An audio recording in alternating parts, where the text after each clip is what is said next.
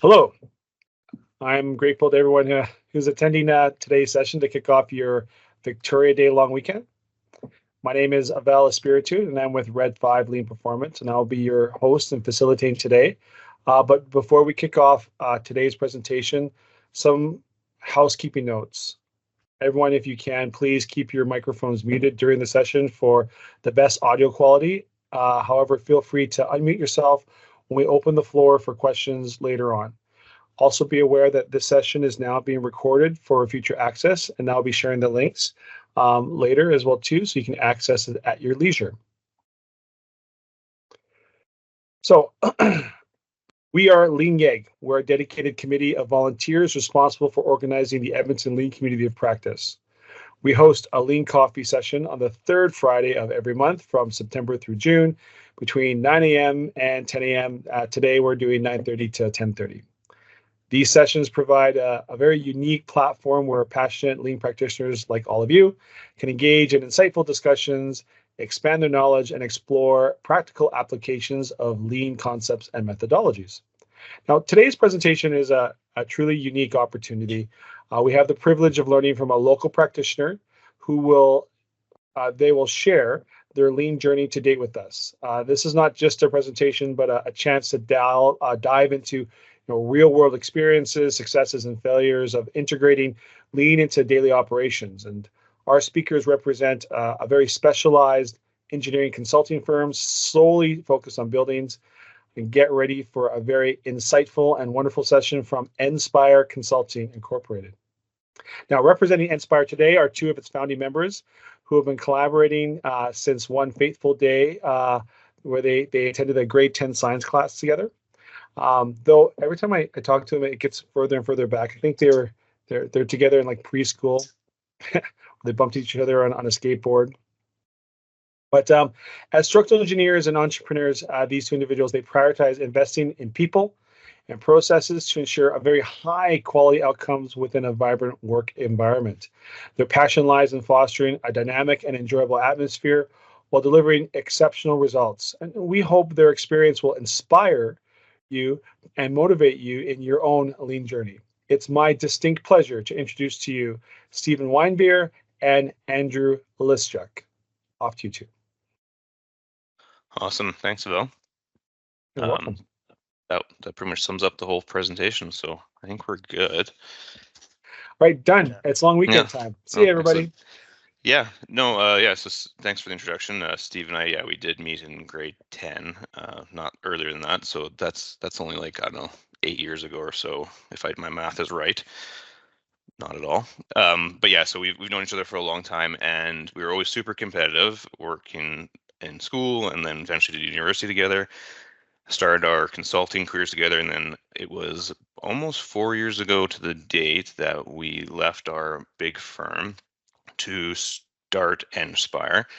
And the journey to do that started even a couple years ago on a project that actually Trina was on with us, the West Lawn Schools, which was our first IPD project. And that's when we were truly introduced to what Lean can mean in consulting. You hear about it with the whole Toyota thing and everything like that.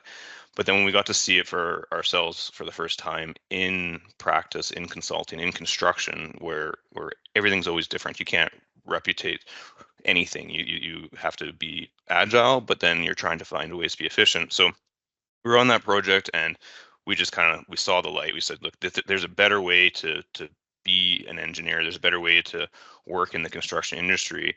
So it kind of started us on this journey of how do we make that more part of our lives. And we came to the conclusion that the only way for that to happen was to start our own firm, because being Lean and being IPD often requires some pretty monumental company shifts, which are hard to do at a big firm. So we started the process, and then 4 years ago, June 1st, we started Eng-Spire, and we met Avel pretty quickly after that, and kind of learned more and more about how Lean can help our startup at the time. And we enrolled in,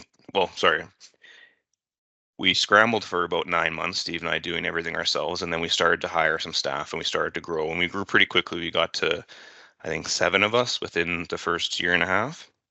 And at that point, we realized like we have to start maybe walking the talk a little bit more about lean and bring everybody in on this experience that we've had and start to implement some of the things we've learned from our IPD experience. So we asked Avel to teach our entire staff at that time to do the Lean Yellow Belt training. So it wasn't just Steve and I that did it, it was the whole staff to go through that full experience. And then after that, they learned a ton, and we'll go through a bunch of that, but they're a little lean fatigued. So then Steve and I went on to do our green belts, just the two of us, and we finished that, I don't know, 6 months ago, and we've been working on our black belts now, but it has been a struggle for us to find the time to commit to it. So we're maybe a third through it, and we're about to get back into the swing of things with Avel. We've had more growth recently. So in the last 4 months, we've added 4 more people. So we prioritize working on getting those people up to speed and getting them kind of on the lean journey as well. And now that they're a little more comfortable, we're ready to get back into our black belt with Avel. So that's kind of how we got to this place where we are today. And we'll probably go through a few of the things we learned as an entire company and then as ourselves individually. Yeah, that's how we got here. Yeah, and it's not the thing that I keep coming back to with respect to lean is that some of it is not intuitive, right? Like, hey, what I understood about lean previously is not necessarily how I approach and understand it today.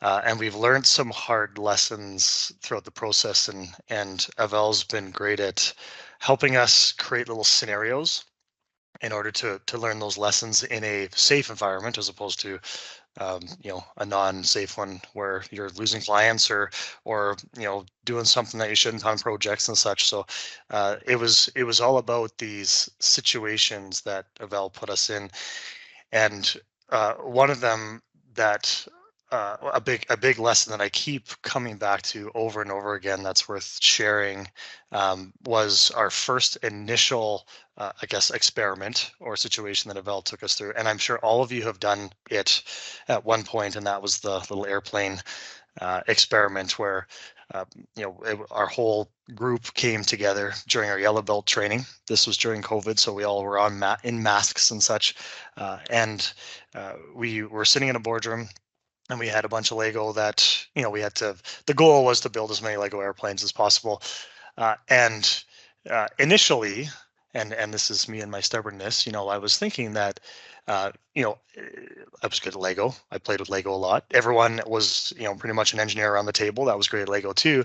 And so we would all just go and try to create as many pieces as possible and all individually in silos, which is very much analogous to sometimes the way that we work, create all these little pieces, build our Lego.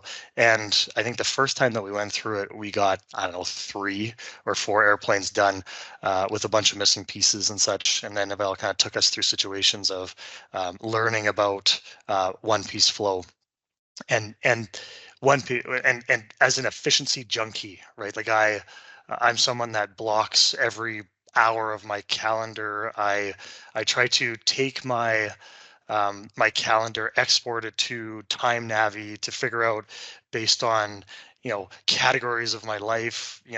Am I spending a certain amount of time on proposals versus projects versus personal life, etc. That I'm always focused on. And I know Andrew too, focused on how efficient we can be individually.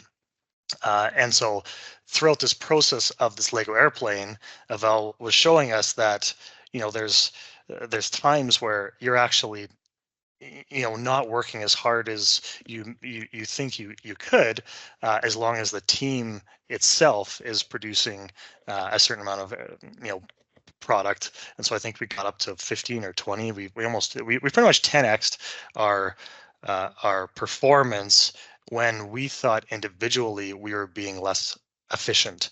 So there's this kind of effectiveness over efficiency that I've been playing with for the last little while. And Andrew and I, for the first 9 months of Eng-Spire, we were the engineers, we were the drafters, we were the everything. And that's our goal, was just heads down, work in silos, try to get as much done as possible. And then as we added people, we realized that it's not about our efficiency. It's not about how much we can produce. And that was hard for us because we almost had to slow down and try. And our job was then to visualize the flow that exists in our company. And that was our key thing that I probably want to share next is how we could see one piece flow, how we could see throughout our business that it's very cyclical, right? There's all consulting engineers and architects and even contractors and other industries too, is we don't have a lot of say of when our work comes in. We put, I don't know, a lot of proposals out, 20% of them, and we don't have a say on what 20% stick. So at one point we might have way too much work, and at the same point we'd have not enough work all at the same time. And so it's a really challenging input system that we have to try to take advantage of. So what I'm going to do is I'm going to share my screen. We use Miro for a lot of our work still. And on there, I'm going to take everyone through our journey of how we tried to and still trying to. Like, these are experiments, and Avel has been really helpful in learning that there is no solution, right? I'm sure you guys have, through your training, there's just countermeasures, which is a fancy way of saying there's just hypothesis where you change one manipulated variable in whatever you're doing. And a lot of times it's successful, a lot of times it's not, but either way, you're learning and you're growing, and that's what it's all about. So what we try to do is we said, okay, we have all these projects, we have all this work at Eng-Spire that comes in the door, we have people to do it, but how do we organize that work, and how do we keep track of it and see when deadlines are existing, when deadlines are overlapping, and we also have things like Andrew and I have, vacation and staff that we have to worry about. We have operational such, we have to do invoicing. We have to make sure that we hit proposal targets. We have to do resourcing. We have marketing that we have to do. We have promotion and clients. We have proposals. We have, project delivery is our bucket for like how we deliver projects more successfully. And then we have all of our projects, and all of our projects have different deadlines and kind of unique situations. So this was during COVID. This is 2019, 2020, even kind of a little bit into 2021. We created a pretty much a Kanban pull plan board of all of our, and I know you can't see the specifics of it, and it's not probably important for you guys to see the specifics to this point, but what it is it's weeks on the top, and it's projects and swim lanes of specific buckets in rows. And we tried to just through a color coding system of people, each person is a color, try to designate what each person is responsible for at a given week, and we kind of, all the external deadlines are shaded, all the the internal deadlines are not shaded, and so we did this for a little while. It was helpful. We did some plus deltas on it. The pluses is that we were all virtual at the time, so we didn't have an office space in order to collaborate kind of in a physical space. So this was helpful. We realized kind of halfway through this that this was not granular enough, right? So this is kind of okay, we got for the WinSphere, we have to create a report and share it. Well, that doesn't grind down to the specifics of each individual. And so through our lean training, we decided that we needed something else in addition to that virtually.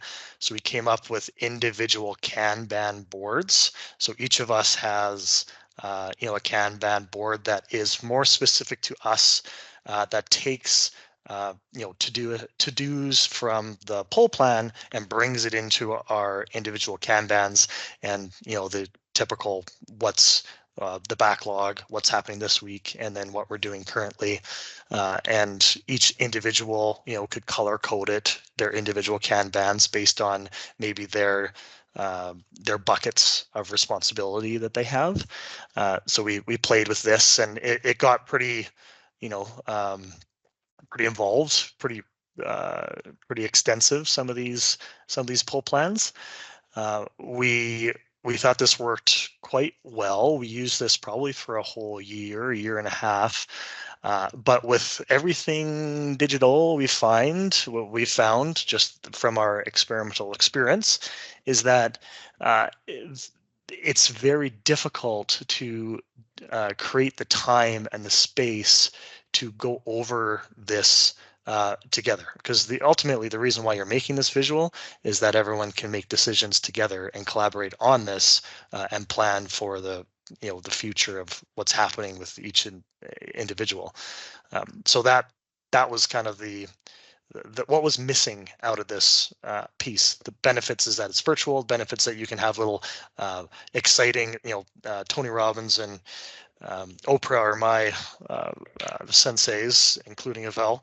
And so I had kind of this little inspirational pictures on my Kanbans, and Avel was trying to get us to break down each one of our specific tasks into 20-minute increments. So when you look at something visually, you can say, okay, I have, X amount of little cards, which if they're equal to 20 minutes, that's a full day. This is less of a full day, etc. So there's a lot you can do with this, especially in Miro. There's other tools that I'm sure you could use, but we actually stopped using this after a certain amount of time because we weren't getting the collaboration between each individual that we wanted to. So that was experiment number one. And so what we did is, after COVID was kind of somewhat wrapping up and we were starting to get into the office together, so we tried experiment number two, which was, okay, we don't know how much space we need for this planning and resourcing as a group. Let's just take one little little alcove of our office, put some masking tape up on the wall, painter's tape, put some stickies so that we can very much move it and change it in the future, and put dates on the columns, put projects on the rows, and do it this way. And take our Kanbans, our individual Kanbans that I just showed you kind of up on the right here, and do them actually by an analog only version, where each individual has a row. We have a day of the week, and for a certain task, we put a little sticky in here. And so you can kind of visually see which person has a busy week, etc. And you can color code stickies, and there's a lot of things that you can do there. The learning from this is that we really liked the fact that all of our projects were in one spot and visual, so we could kind of see how deadlines were stacking. And what we didn't like out of this was the granularity that we had to go to grind each one of these kind of specific major deadlines on the big pull plan into specifics on a individual Kanban. So there was a little bit of discrepancy there that didn't work very well for us, but this to us was an improvement on the previous virtual board.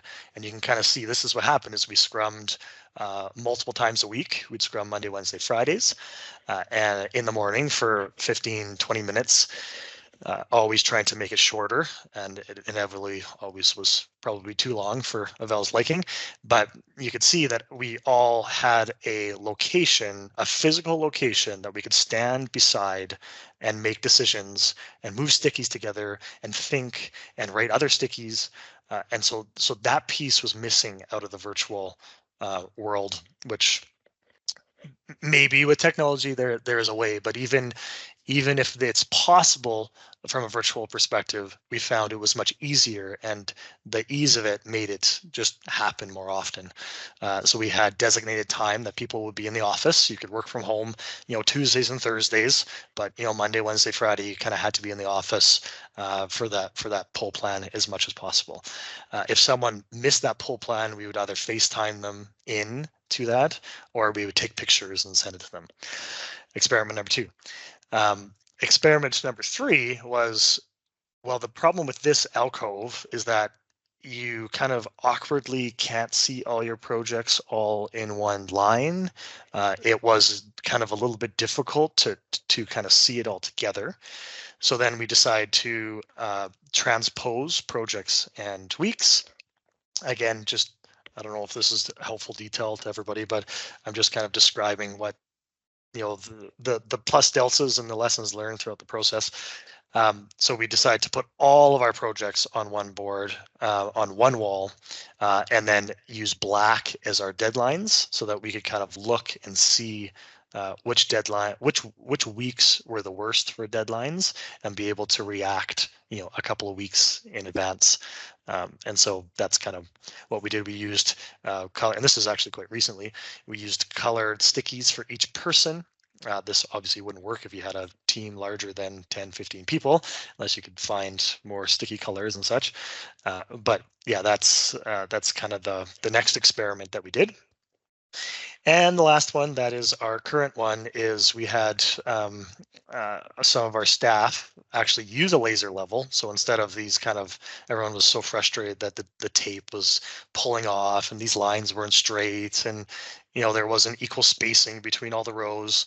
And so we actually used a laser level. We got nicer tape, and we've actually cut, there was a wall, if you remember in one of the previous pictures, that cut the space into two, actually took out the wall. So we had more whole plan area here that we could fit more projects and more space between each project. And then this is kind of what it looks like now. So it's a neater version of that kind of transposed a big deadline pull plan, where all of the deadlines are in black, and then we're currently experimenting with setting goals for each individual for every single week.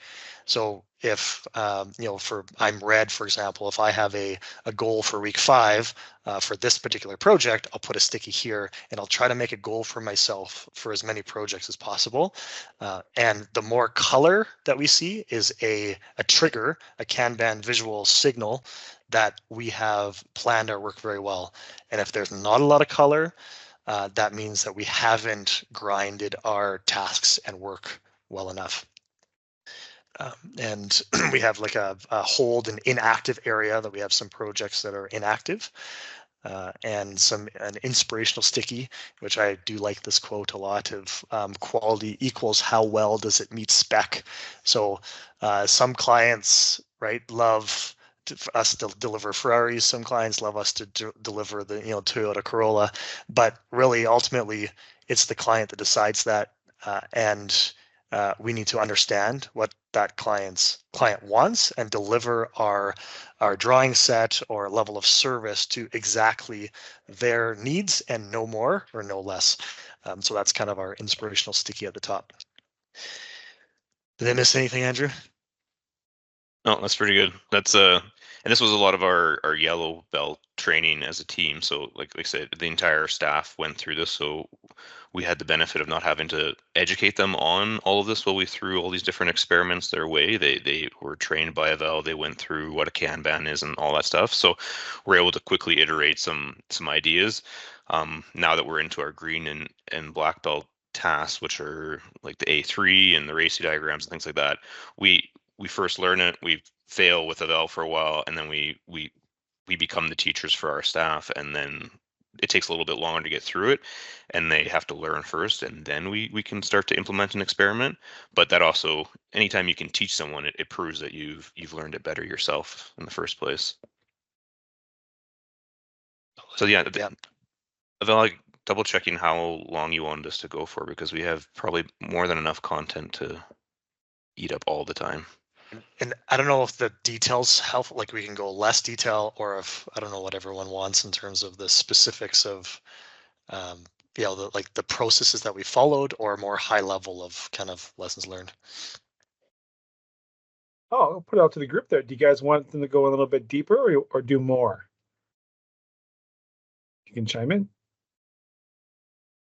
I'd go deeper. Into what particular, Mike? The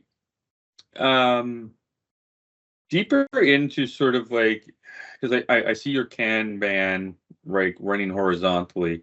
You've got your yellow stickies as your hold, but you also, the way I look at it is the yellow ones are also at the top, which is your dates, and you got people at the side. So how do you run it like horizontally? Because it's like each person is a color, but there's transfer of work between one person and another.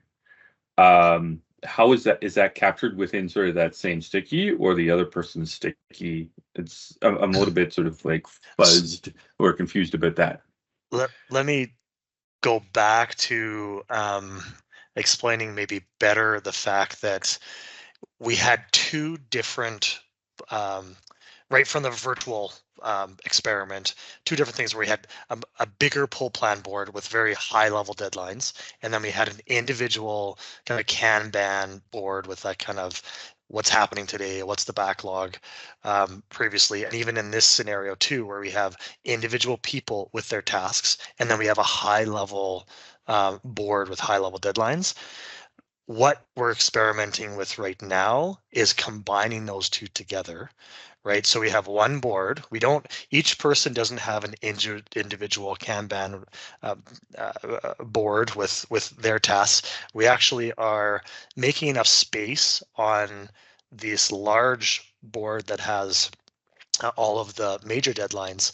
And so again, not perfect, and point taken, Mike. I think that there's maybe some way to show handoffs better than we are, but if everyone has a goal for that week for the projects that they're working on, then and if there's some sort of handoff, I would tend to see multiple stickies or multiple to-dos and multiple colors within that project lane, if that makes sense. And maybe I'll jump in there quick. We tried to do the handoffs, and it is a very important part of pull planning. But what we found is that we have so many projects as a consulting firm. So we obviously have some major projects that are ongoing for years, and those ones warrant more of that handoff nature. But we have so many projects that are honestly they're a day to a week of work, and we didn't want those to get missed. But when we tried to create handoffs with them, it was like you're creating more work than it was worth.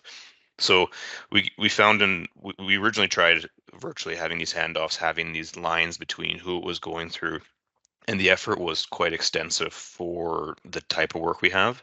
Now, obviously, when we're on a large IPD type project, those handoffs are critical, and they appear a bit more. So we have a few of those IPD pull plans at project sites. We transfer the important stuff back here. But in terms of like that handoff, if you see like, for instance, green is an engineer, Mike, and orange is Kathy, one of the drafters. Usually his task will be right before hers, and it's kind of the handoff would be almost on top of each other visually. And the most important part is the discussion. So we meet on Mondays to discuss this in relative detail, and then throughout the week you kind of check in, but that Monday meeting is where we go through that handoffs of who's going to get what done by when in the week and make sure the next person's ready. We also found, I guess the other part too is not only do we have a lot of variability in projects and size, is that so much of it is out of our control that you plan to so much degree, and very frequently things change on us.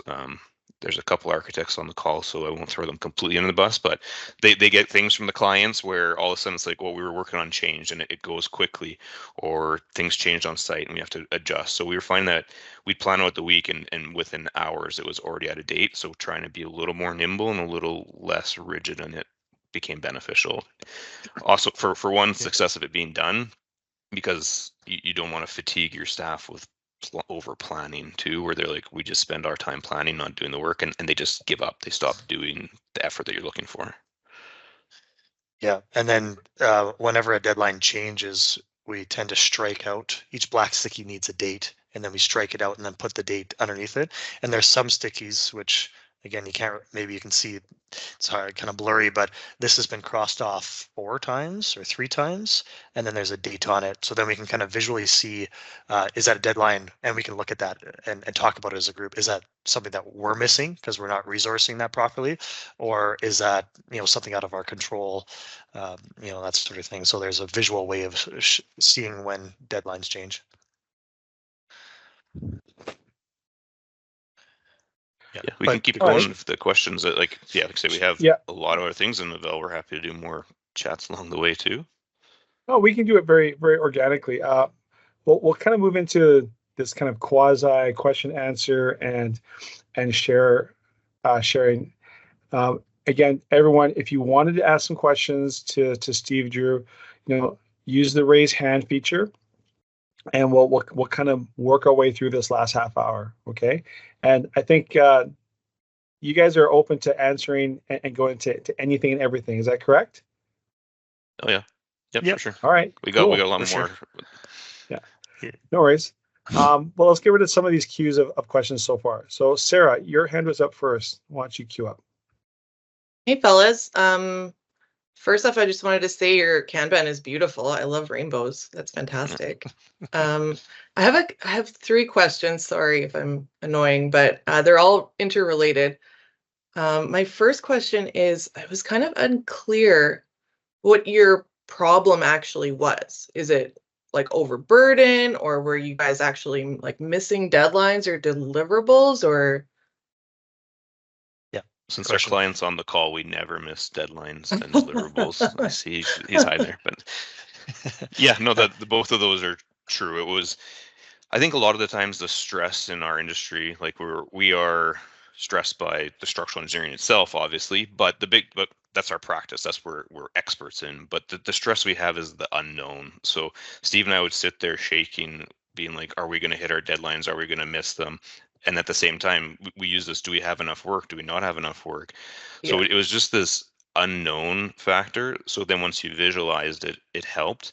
That was a primary one. I think the other problem that kind of came from or initiated was the fact that we went from 2 people to 7 quite quickly, and making sure that we were sharing the work properly. The whole Lego airplane thing, that okay, Steve and Andrew, they might be fully busy, over busy, and the rest of the staff might not be, or vice versa. They might be too busy, and we're sitting here thinking everything's okay.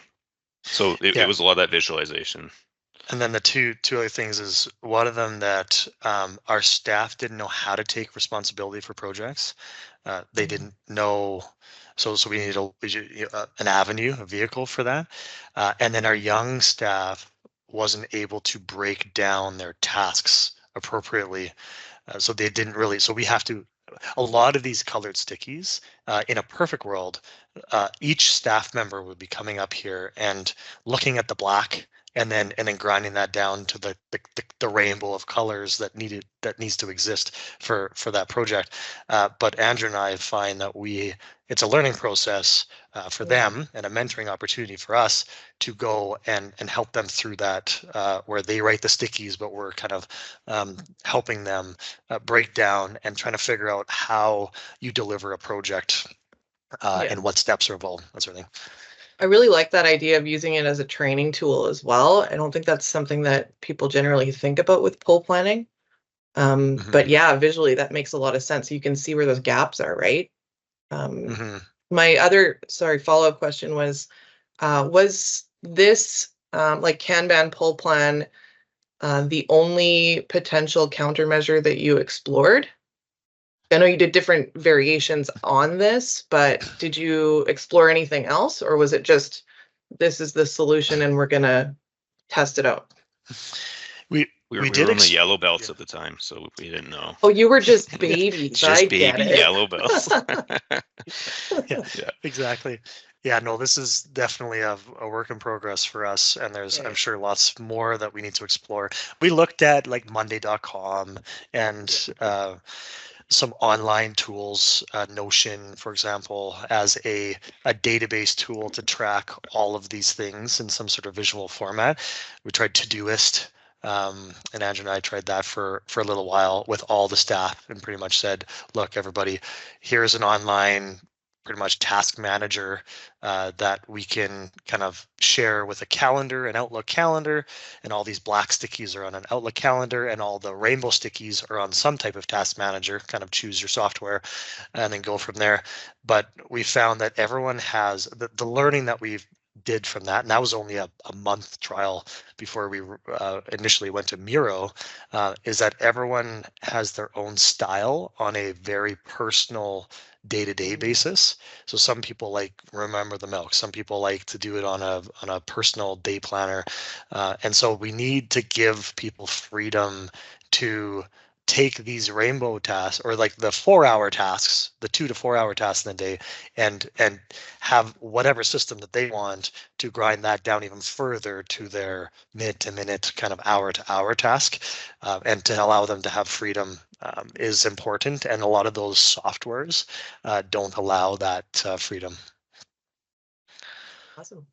Thanks. Yeah, and I guess there's the other part is like the training is a huge part for training them in their own work, but also our priority for projects is also to work on IPD projects. We've made a big commitment. It's kind of why we started the company. So Steve and I have experienced a lot of them, and our staff is starting to learn more and more. But if we can train them on some of the things you'd have to do once they're thrown into IPD projects in our office, it's duplicate benefit. They'll learn it here, so that the first time they're at a project IPD and you're staring at a blank pull plan wall to start, and they'll know what to do. They'll know what to get going with. So there's kind of double training that we're looking for. There is always other ways, and it's worth. We'll probably keep exploring. This is basically the main thing of how we get our work done. So it's our primary business. So we have to keep improving. Awesome. Great. Next up, Karen, you had a question.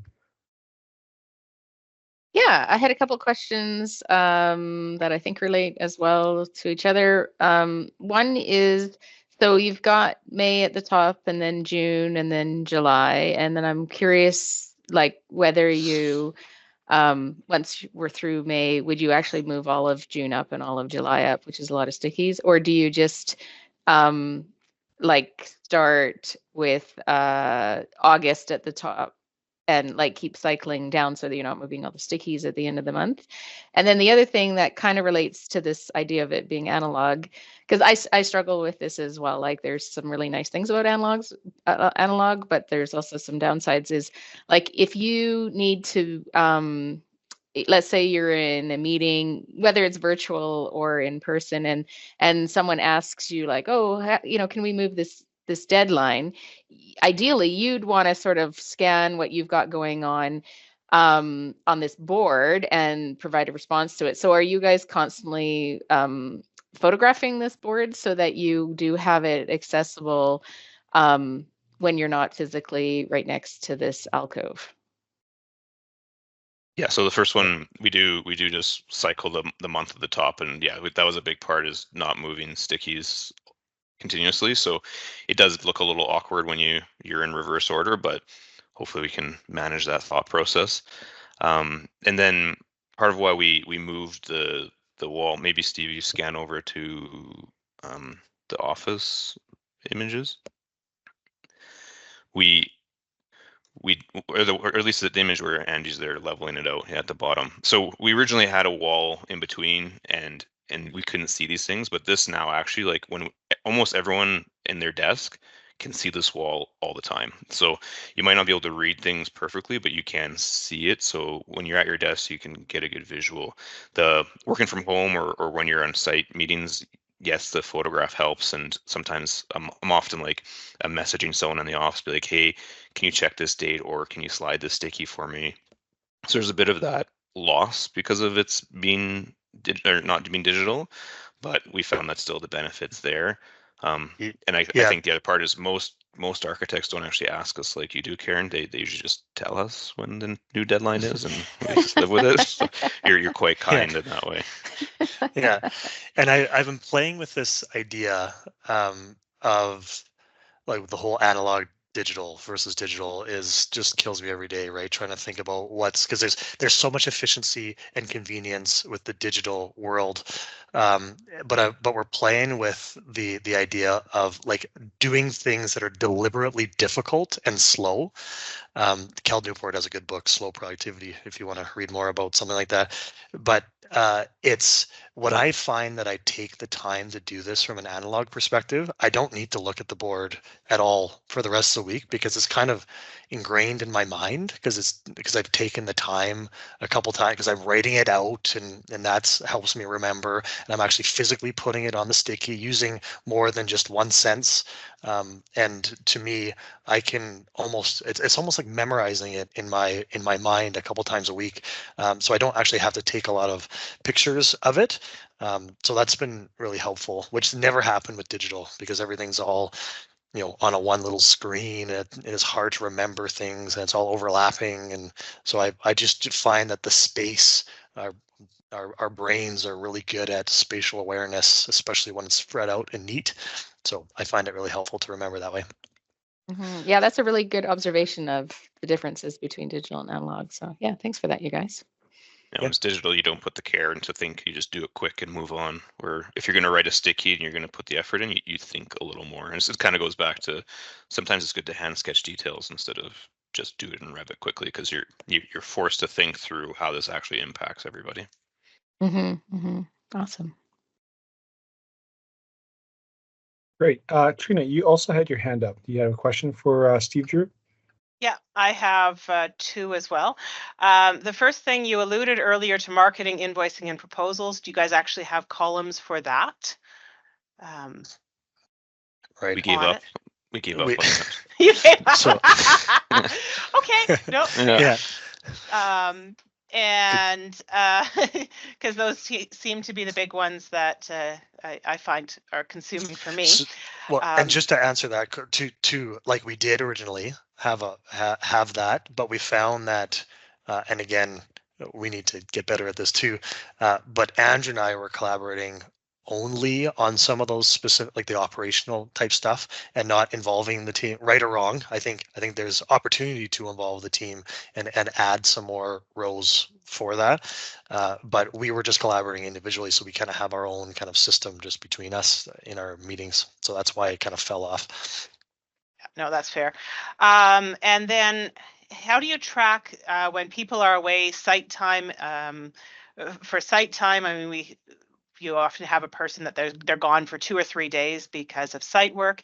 And then what about the deadlines that rely on outside info? So you can't actually start until you get something from someone outside of your company. Mm-hmm. So how do you handle those two elements on your board? Yeah, I think if we haven't had to worry about that per se yet, but I think that what we could do is break out a sticky like we do in IPD, where we have kind of a T at the bottom, where maybe we have the deadline here and maybe what we're waiting for on the other side of the sticky. So more of kind of an IPD type pull plan on each of these stickies is a good suggestion for an improvement.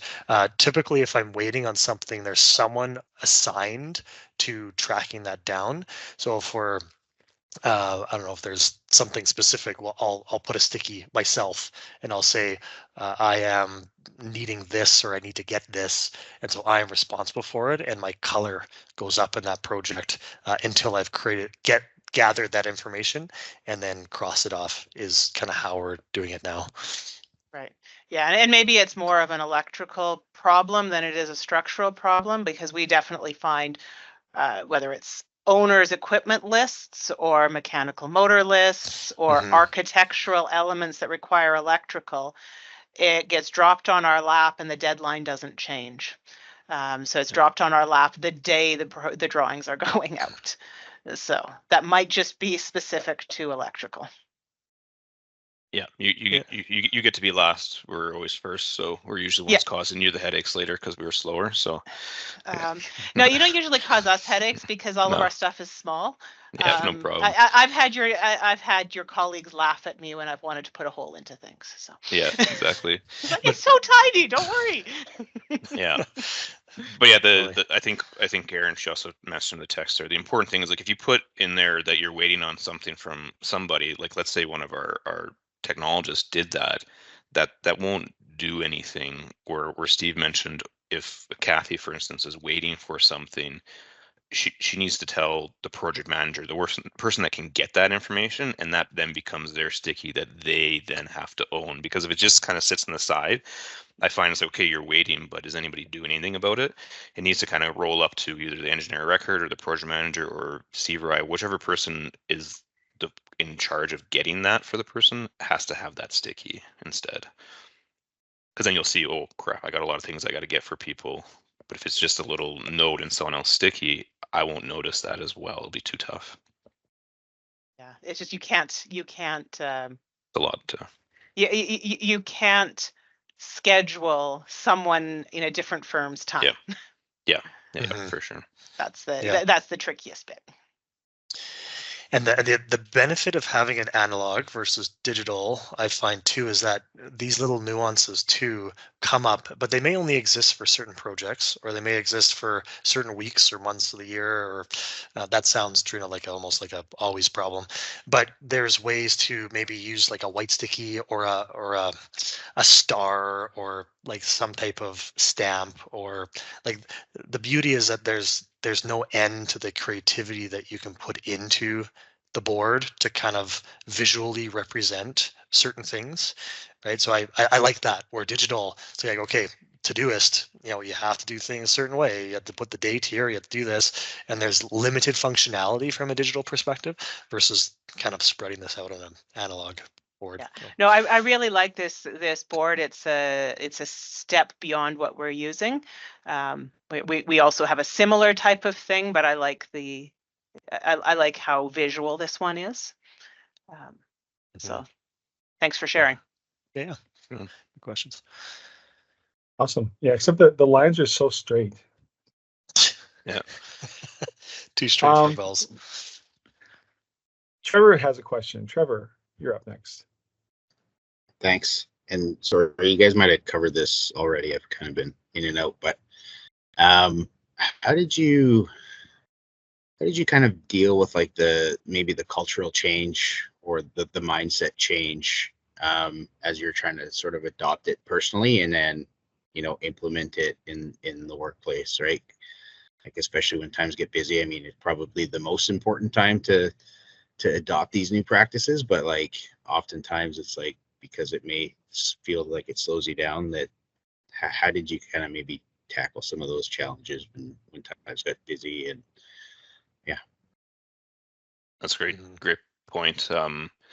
The education in the background was kind of our starting point. So we could have just done the yellow belt training, just Steve and I, and then pass that information on to our staff. But we felt, and through talking to Vel, he's like, people won't do this extra effort if they can't see the reason why or the value why and how. And so although that training, I can't remember, it was probably like 60, 70, 80 hours per staff that we had to do to get them trained in this stuff.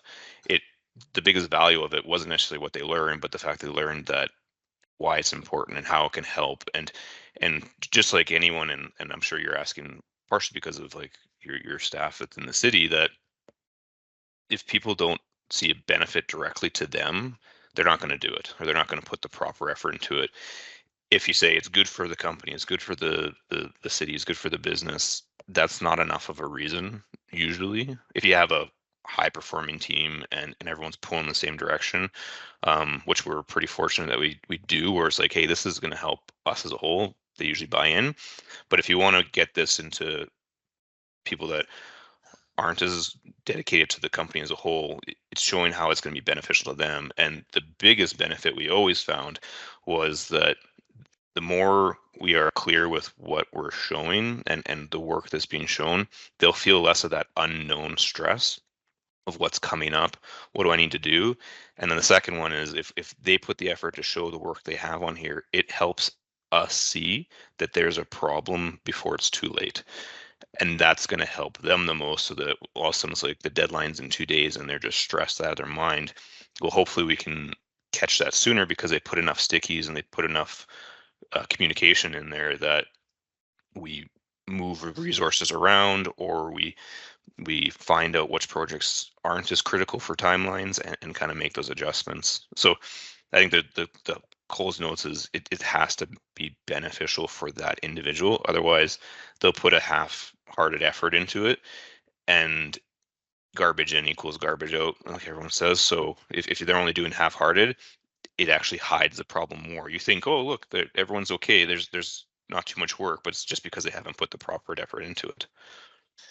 And it's hard to strike the balance of what level of detail to go to as well. And we tipped that scale in the wrong direction on our earlier experiments, where we were asking too much of them.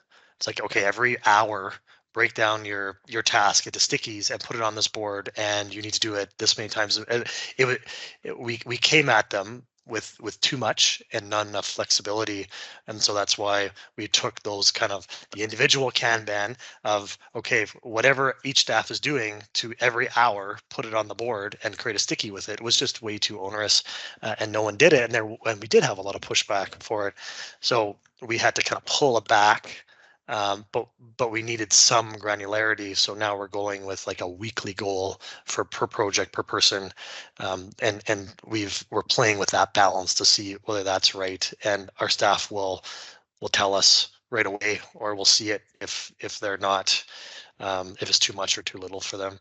We were also at the top, there's all these yellow stickies.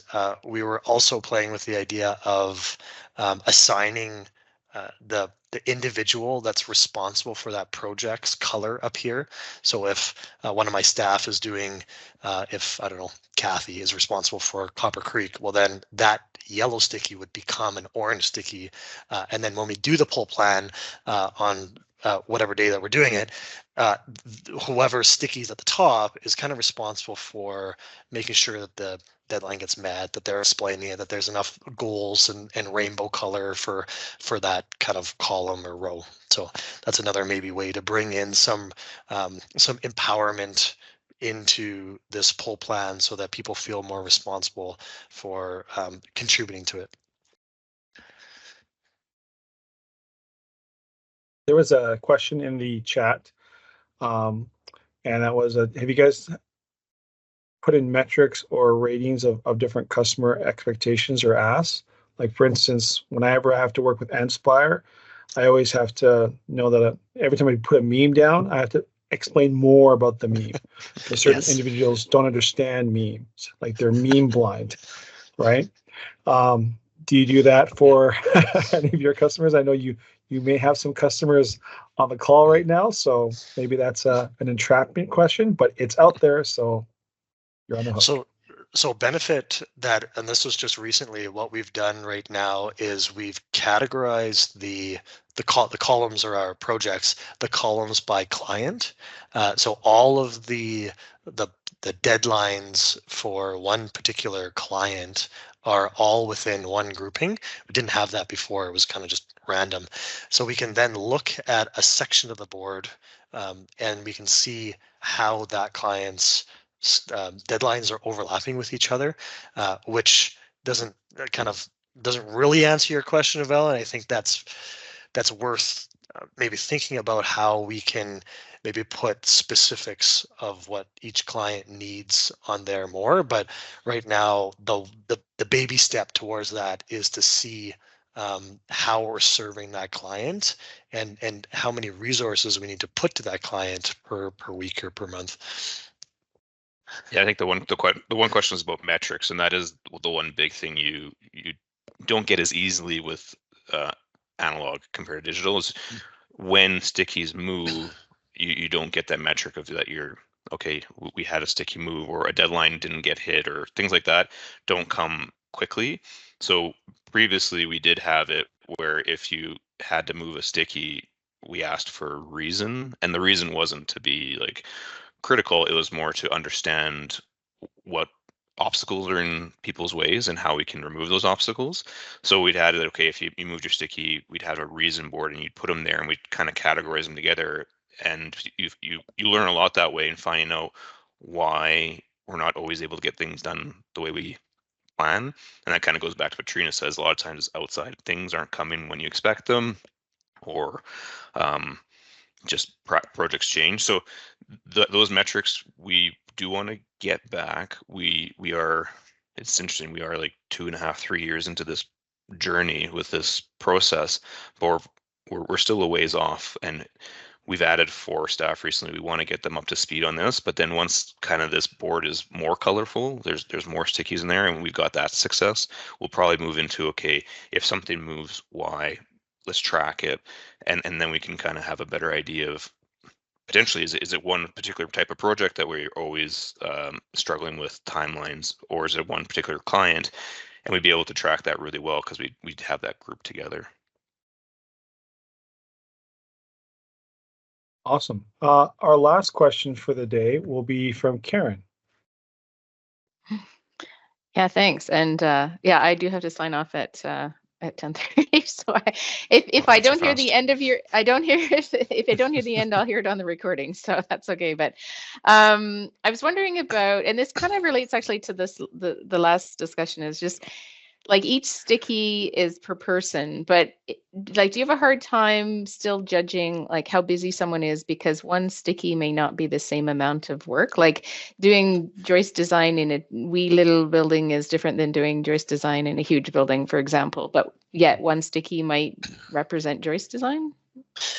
What I would like to do, which we're not doing well enough at this point, is have an estimate or a guess of what each sticky in terms of time is. So if, like, for example, each sticky is equivalent to 4 hours of work or something. And so if you have 8 hours of work, if it's multiple days, then you would have multiple stickies and grind that task down.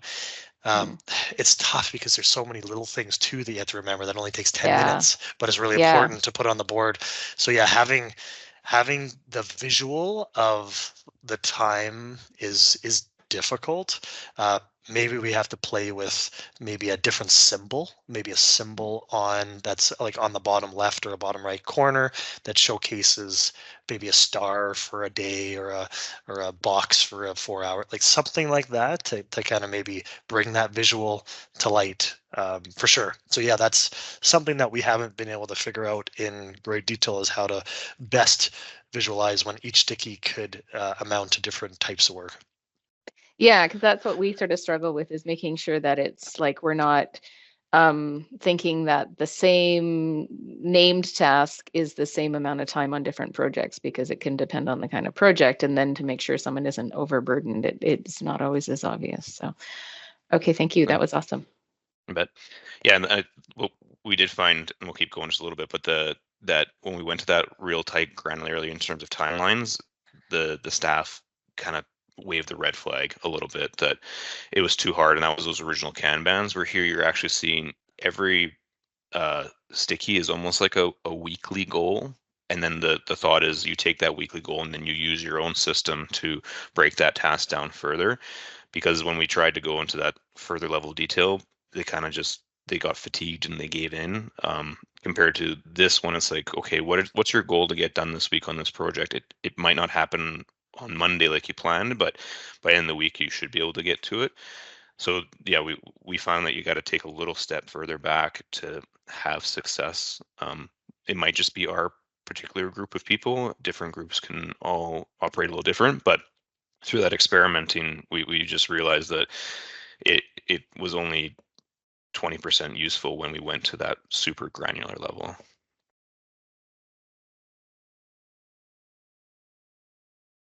Started late, we end late, Avil. That's how we roll. No worries. It was great. We got a lot of good collaboration on there. So to everyone, thank you again for coming in. Our next session is going to be in June. It'll be our last session before we break, and that's June 21st. So I encourage you all to stay connected, continue these conversations that we spoke today, explore different opportunities to collaborate. Visit our LinkedIn page and also our YouTube channel. I put the links in the chat. On the YouTube channel, we will put in this recording there and recordings from previous presentations as well. So on this note, I want to thank you again, Steve and Andrew with Eng-Spire, to sharing with us today. I know you didn't get a chance to go through everything. Everyone kind of landed on your Kanban board, and it's a really cool one. So no issues. I'll leave something in the kitty for another presentation in the future. And I want to express our gratitude to everyone for attendance today, for being part of the Lean community of practice, and contributing to the growth of a thriving community here in Edmonton, Alberta. And I hope you all have a fantastic and restful, awesome, long weekend, and it doesn't tornado or hail on us, though statistically that's likely. And go Oilers, go. Thanks all. Right on. Bye, everybody. Bye.